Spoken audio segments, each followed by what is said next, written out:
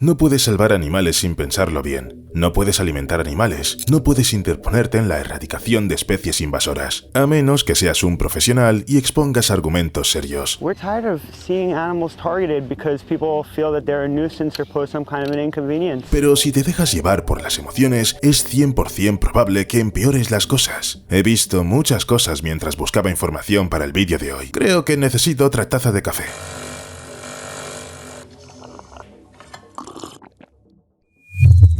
En 1997, espera, me acordé de recordarte discretamente que le des a me gusta ahora mismo por si se te olvida darle al final del vídeo. Así que, en 1997, el Instituto Nacional de la Fauna Silvestre, en colaboración con la Universidad de Turín, elaboró un plan de acción para erradicar la ardilla de las Carolinas en Italia. Los científicos lo habían calculado todo cuidadosamente. Según sus planes, la erradicación era factible y prometía mantener intactas las especies autóctonas amenazadas por la ardilla invasora. Aún así, los defensores radicales de los derechos de los animales se opusieron al proyecto. Los defensores de los animales demandaron al Instituto Nacional de la Naturaleza en junio de 1997 y naturalmente la demanda paralizó todo. El proyecto se suspendió, luego hubo una larga investigación y un juicio que terminó en julio de 2000. Los científicos ganaron el caso, obteniendo el derecho a proceder a la erradicación de las ardillas invasoras, pero ya era demasiado tarde. Apenas 3 años después de iniciado el juicio, los animales ampliaron seriamente su área de distribución, tanto que se hizo imposible matarlas. Bueno, o mejor dicho, se hizo inapropiado. La cuestión es que ya había demasiadas ardillas como para hacer algo con ellas.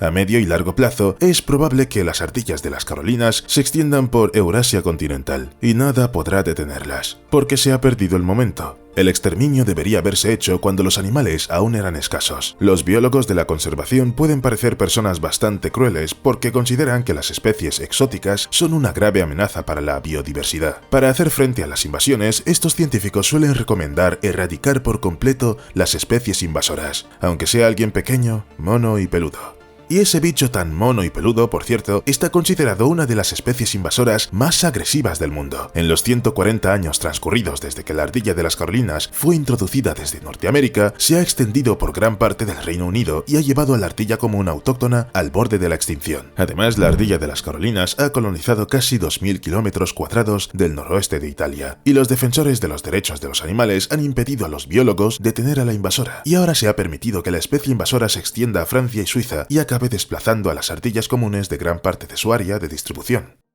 Y todo empezó cuando se introdujo la ardilla de las Carolinas en el Piamonte en 1948. Fue la primera introducción de la especie en Europa continental. Solo se trajeron 2 parejas de animales de Washington D.C. que se soltaron en Stupinigi, provincia de Turín. Posteriormente, en 1966, otros 5 animales traídos de Norfolk, Virginia, fueron liberados en el parque de Villagropalo, en Genova Derby. Por último, en 1994 se produjo una tercera introducción. 3 parejas fueron liberadas en un parque de Trecata, pero luego fueron capturadas y retiradas en 1996. Sin embargo, esto no cambió la situación en absoluto, porque las pocas ardillas que acabaron en Italia en distintos años empezaron a reproducirse con una fuerza y una rapidez terribles. Esta es una peculiaridad de la especie. Las ardillas de las Carolinas no necesitan reunirse en grandes multitudes para establecer una nueva población. Estudiando todas las introducciones exitosas conocidas de esta especie, los científicos han llegado a la conclusión de que, en el 71,4% de los casos, basta con 10 individuos para formar una población sostenible, propagarse y empezar a perjudicar a las especies autóctonas. Y a estos animales se les da bien causar daño. Entre 1970 y 2010, la ardilla común se extinguió en el 62% de Italia, es decir, unos 1.689 kilómetros cuadrados, y su lugar fue ocupado por la invasora ardilla de las Carolinas. La propagación fue bastante lenta durante las 2 primeras décadas, pero luego las ardillas invasoras se aceleraron hasta casi duplicar el ritmo. Como de costumbre, el problema de una especie invasora es que sus miembros se adaptan muy bien a las nuevas condiciones. La ardilla de las Carolinas se ha adaptado al clima y al hábitat tanto del norte como del sur de Europa, lo que supone una grave amenaza para la supervivencia de la ardilla común. Ya está en peligro en Europa, y la situación no mejora, y luego están los problemas económicos. En el Reino Unido, las ardillas de Carolina están causando importantes daños a los bosques y a las plantaciones comerciales de árboles. Estos animales invasores tienen la mala costumbre de arrancar la corteza de los árboles, lo que provoca la formación de heridas por las que pueden entrar insectos y hongos. Esto degrada gravemente la calidad de la madera, sobre todo de las frondosas. Las ardillas locales también sufren. Así se ve en el mapa la conquista activa de las islas. Uno de los principales problemas es la competencia por el alimento entre las ardillas invasoras y las ardillas comunes. La competencia es muy dura, porque las ardillas de las Carolinas roban las provisiones a la población autóctona, como resultado de lo cual los animales locales se hacen más pequeños, ganan poca masa, se reproducen mal y por supuesto se extinguen. ¿Qué más queda en una situación así? Pero los problemas no acaban con el sacrificio de animales. Otro factor importante en el declive de las poblaciones de ardillas es el virus de la viruela de las ardillas. Se transmite de las ardillas invasoras a las autóctonas, siendo las ardillas de las Carolinas las únicas vectores. Estas no enferman ni mueren tras contraer la viruela, pero a las ardillas comunes les salen costras en el hocico, las patas y los genitales. Al final, todo acaba en muerte. El virus actúa tan rápidamente, matando a su huésped tras la infección, que es raro ver a una ardilla común infectada. O está sana o ya está muerta. Y por si fuera poco, las ardillas de las Carolinas también arrastran los nidos de las aves locales.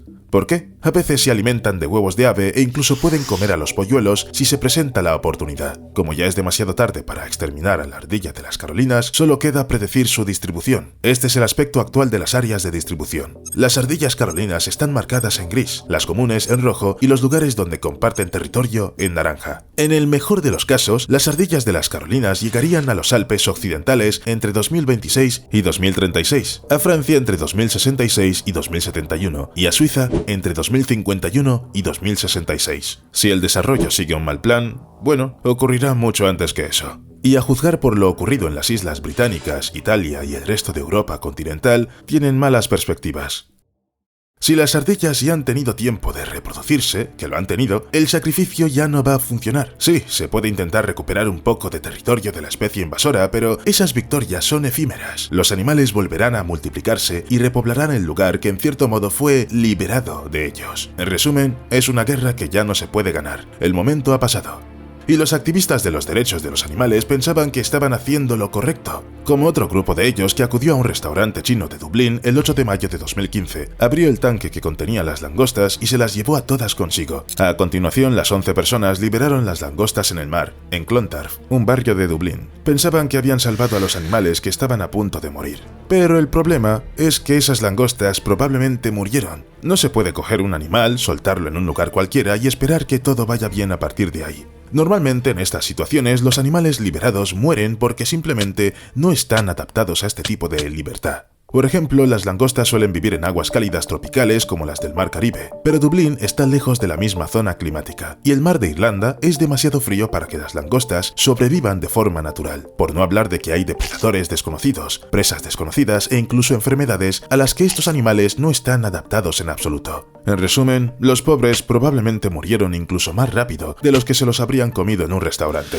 Pero si las langostas sobrevivieron, eso significa una cosa: los defensores de los animales simplemente introdujeron una especie foránea en un entorno en el que no se da de forma natural. Eso nunca acaba bien, más bien acaba mal. Y adivina qué más, varias especies de la familia de los crustáceos, incluidos camarones, langostas y cangrejos, pueden reproducirse asexualmente. ¿Por qué es importante? Deja que te lo explique. Los crustáceos que echan raíces en entornos desconocidos pueden ser una verdadera maldición si no necesitan una pareja para seguir reproduciéndose. El cangrejo de río, Procambarus virginalis, por ejemplo, se oyó hablar de ellos por primera vez en 1995, cuando un estudiante de biología compró una bolsa de cangrejos de río que le vendieron con el nombre de cangrejo de Texas a unos vendedores estadounidenses en una feria de animales de Frankfurt. Pero los cangrejos empezaron a multiplicarse a un ritmo inexplicable, y el estudiante decidió que ya no quería seguir con ellos. Los regaló a sus amigos, que los tiraron a ríos, lagos y retretes. Este fue el principio de... bueno, no del fin, no de una catástrofe, pero este cangrejo de río se extendió rápidamente por Alemania, la mayor parte de Europa continental y sobre todo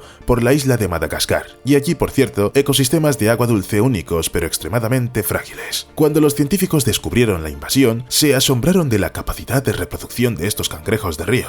Los animales se clonan a sí mismos, se reproducen a partir de una sola célula, como si no fueran cangrejos de río, sino tumores cancerosos. Hoy en día, absolutamente todos los cangrejos de río, Procambarus virginalis, proceden de una sola hembra. Cada individuo se reproduce unas 4 veces al año, y como estos cangrejos de río no necesitan machos, ninguno se toma el tiempo y el esfuerzo de encontrar pareja. Como resultado, una hembra puede crear una población de varios millones de hembras genéticamente idénticas, y estas a su vez crean millones más, y millones más, y millones más. En Alemania pagan por pescar cangrejos de río Procambarus virginalis, pero la cantidad no es muy grande y temen aumentarla. Dado lo rápido que se multiplican los cangrejos de río, la gente podría empezar a criarlos para vendérselos después al gobierno. Hay tantos cangrejos de río Procambarus virginalis que basta con ir al parque, encender las luces y sacar 150 del agua en una hora, con las manos, sin ningún equipo ni habilidad especial. Sí, las setas son más difíciles de recoger.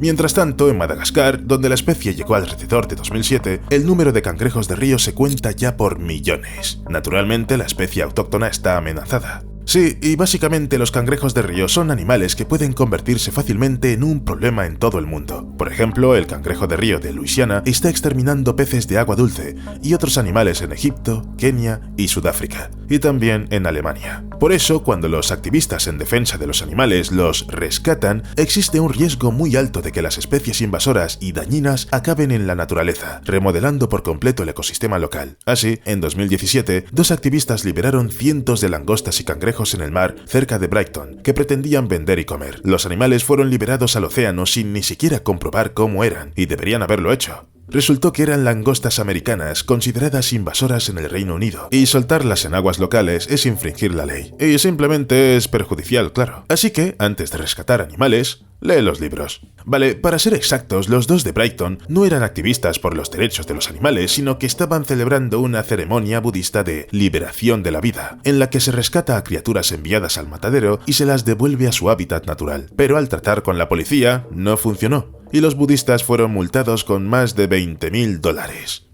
Y sigue siendo una cantidad pequeña, porque las autoridades gastaron unos $23.000 intentando capturar las langostas invasoras, pero solo pudieron atrapar a la mitad de ellas, lo que significa que el coste supera la multa. Pero en teoría, hay una criatura que podría salvar a Europa de los crustáceos invasores. También es invasora. Te presentamos al gobio Neogobius melanostomus, que vive en Eurasia Central, incluidos los mares Negro y Caspio. Este pez no es autóctono de los principales ríos europeos y también se considera un invasor que amenaza la biodiversidad. Pero el gobio come activamente cangrejos de río Procambarus virginalis y se comporta de forma muy agresiva, dominándolos directamente. Estas 2 especies rara vez se han encontrado hasta ahora, pero parece que pronto estos encuentros empezarán a producirse con mucha más frecuencia. Por desgracia, nadie sabe exactamente qué ocurrirá como consecuencia de ello. Tal vez los gobios y los cangrejos de río se contengan mutuamente, o tal vez con un suministro tan ilimitado de comida que se clona a sí misma, los peces simplemente inundarán todo el lugar. Tendremos que esperar un poco más para averiguarlo. We're tired of seeing animals targeted because people feel that they're a nuisance or pose some kind of an inconvenience. Pero no es solo que las especies invasoras sean inconvenientes. Los problemas con los animales cuyas poblaciones no se pueden controlar por culpa de los defensores de los animales no se limitan a las ardillas y los cangrejos de río. El Servicio de Pesca y Vida Silvestre de Estados Unidos, junto con el Departamento de Recursos Naturales de Maryland, iba a estudiar el sacrificio de la población de cisnes vulgares, pero se frustró en 2003. El Fondo de Defensa Legal de los Animales recurrió a la Ley Nacional de Política Medioambiental para argumentar que las aves invasoras debían ser protegidas, no exterminadas. Unos 13.000 cisnes vulgares viven actualmente en la ruta migratoria del Atlántico. Se trata de una zona que se extiende a lo largo de la costa este desde Canadá hasta Florida y que las aves migratorias atraviesan cada año. 13.000 son muchos, pero la población de cisnes vulgares de Maryland, unas 3.600 aves que viven en el Golfo y sus alrededores, desciende de una bandada de solo 5 ejemplares. ¿Algún problema? Desde que se liberaron o escaparon a la naturaleza, la tasa de crecimiento de la población ha sido y sigue siendo realmente rápida. Solo entre 1986 y 1999, la población de cisnes vulgares de Rhode Island aumentó casi un 80%, y es probable que se duplique en toda la costa cada 3 o 4 años. Naturalmente hay que hacer algo al respecto.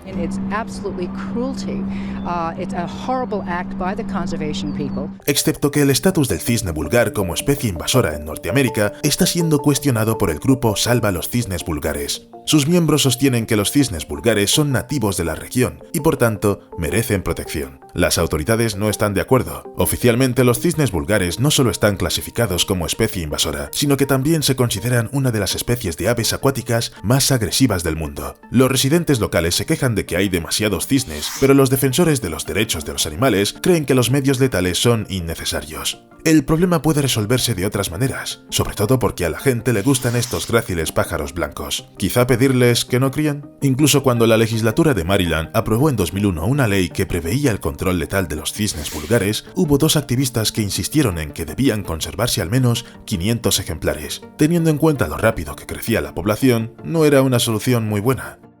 Y por si te preguntas de dónde vinieron los cisnes vulgares a Estados Unidos, fueron traídos de Europa de forma deliberada. Esto ocurrió a finales del siglo XIX, cuando la gente buscaba añadir vida y belleza a sus estanques y lagos. ¿Y qué mejor que un cisne? Especialmente en Europa en aquella época, estas aves eran muy apreciadas. Se utilizaban para decorar todo lo que podían. Especialmente a menudo los cisnes nadaban en los estanques personales de la nobleza. Y así, en el siglo XIX, muchas ciudades americanas en crecimiento empezaron a crear activamente jardines y parques con estanques. Y desde que había un estanque había necesidad de cisnes. Se les cortaban las alas para evitar que las aves volaran lejos de los parques.